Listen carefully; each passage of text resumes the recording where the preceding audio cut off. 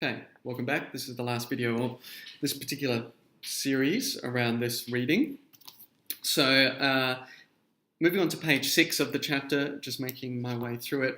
I know a bit slow, I've got obviously a lot to say about this particular topic. But the top of page 6, there's you can't avoid this name in education research in our country, John Hattie. I'm sure you might have heard of him. If you haven't heard of John Hattie, it's a good point to pause this video, do a quick Google search, read about John Hattie, but he's very much in the media. If you watched, there was an ABC series called Revolution Schools on the ABC. It's quite a good series. In fact, you're encouraged to watch it for this topic. But it's good in terms of, learning how we consider schools, and again, that whole idea of what is the good work of teachers. But in any regard, you'll see John Hattie in that particular ABC series, and he talks to camera about his findings, his meta-analysis that he's done, which is actually a meta-analysis. But anyway, so I have a lot to say about Hattie, of which I'll get into in another video, no doubt. Basically, I'm quite critical of his research, but there are some, I think, small gems of wisdom to be found in Hattie's work. I just wanted to focus on this notion of the final dot point here. Teachers respect students as learners and demonstrate care and commitment to them. And really that just encapsulates where I ended in the last video. So Hattie's research certainly identifies some of those aspects, what you might call the affective aspects of care in teaching, which is quite important. Krelos, 2009, there are a couple of good points here that I think are quite good about, because they tie in with where this unit is focused in some regards. So the middle point there are good communicators and can get the same message across to students with a range of abilities. So the first part there about being good communicators. Now, good communication, as we will come to learn in teaching, is another complex aspect of teaching. It's more than just being able to do public speaking. Obviously, that's what people think good communication is. I need to be a good public speaker. But communication is not just verbally in front of students. It's communication in all various aspects of what teachers do. So that's the one-on-one, the small group, the written communication, the feedback you give, the report writing, the communication to parents, the communication to colleagues in teams, one-on-one with teachers, with the administration. So good communication is key, not just for students. So I guess just adding to that idea there. There we've got that word ambiguous in that second point on page 6. Are comfortable in ambiguous situations where things are likely to change. So I think that's very insightful point there. And again, it's another thing you must come to terms with as you move forward with teaching, and certainly when you begin some time practicing in schools, when you go out on your first prac in professional practice 1, and spend some time actually in a school as a teacher, a pre-service teacher, you're going to learn very quickly that a classroom situation, you need to always be on your feet because things are changing all the time. The social dynamics of that classroom are shifting and changing all the time. The needs and wants of the students are shifting. Your own particular part to play in that is always shifting depending on what mood you're in.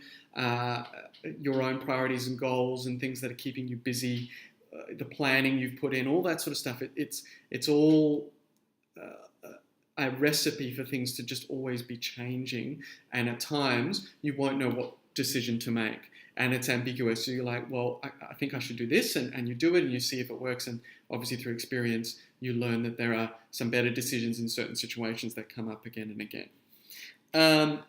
And then still on page 6, this notion of that reinforces that idea, that very well-heeled piece of research that often gets quoted in teacher education programs, this idea of the sheer amount of decisions that are made by teachers every day, and it's huge.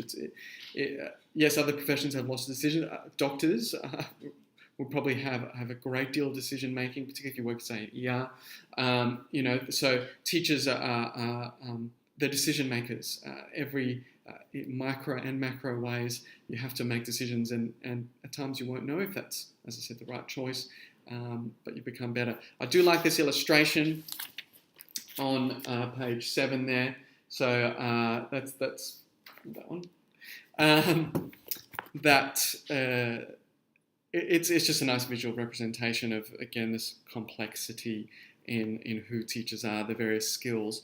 You might be feeling a little bit overwhelmed in looking at all that. How am I going to do all that? And it just comes with time and experience. Lastly, this chapter sort of ends. I'm going to kind of skip through here and come to the end, close to the end on page 10. And I've hit on this before, but where this particular page starts about teachers wanting to make a difference. And you may be entering the profession with that sense of wanting to make a difference in kids' lives. That may not be your top priority. It may be work flexibility with family, for example. So don't feel bad if that's not the main reason why you got into teaching. In fact, there is some recent research that's come out, I believe, by Richardson and Watt. Yes, Richardson and Watt.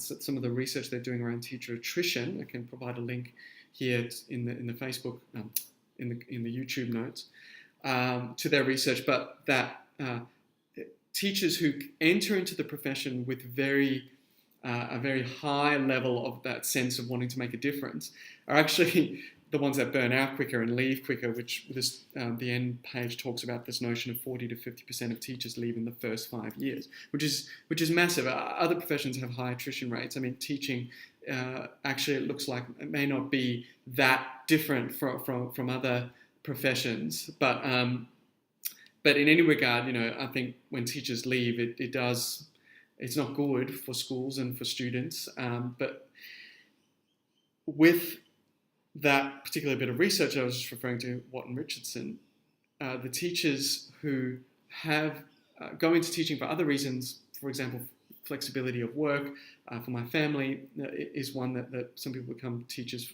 for a main reason.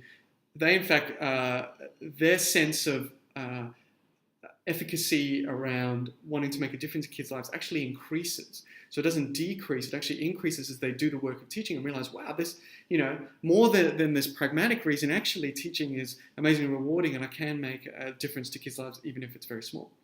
So again, something to consider there.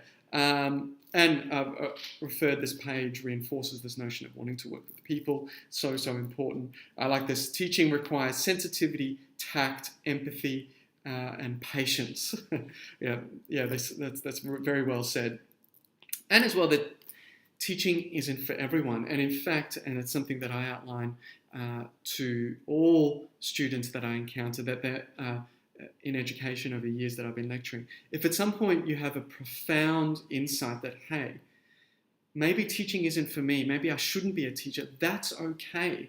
In fact, that's the reason for, in large regards, this kind of course that you're doing, is that you can come at this idea slowly. You can, whereas as opposed to, say, if you've heard of the program Teach for Australia, where very bright graduates get thrown into teaching very quickly with a little bit of theory, I think there's very little chance for those people to slowly come to the realization that, hey, maybe teaching's not for me. There's other issues around that kind of teacher education program. But anyway, you may realize that teaching isn't for you. That's okay. You may stay in education, though. You may work out through this course that, or this unit even, that secondary teaching is not for you. You may switch to a Master's of Primary if you think you want to work with younger kids. You may to complete the Masters and not teach a day of secondary school ever again, other than your pracs. You may go into consulting, writing textbooks. I think that the goal that I've realised over my career is to stay passionate about education. Rather than stay passionate about teaching, find a passion for education wherever that may be. And that can be in all, there's education in all sorts of places, not just in the high school classroom. So hopefully that you've enjoyed this series of videos.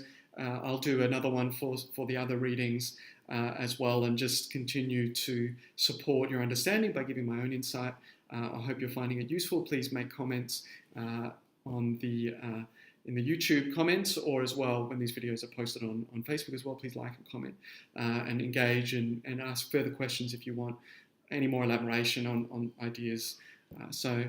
Thanks for watching. Okay, good studying.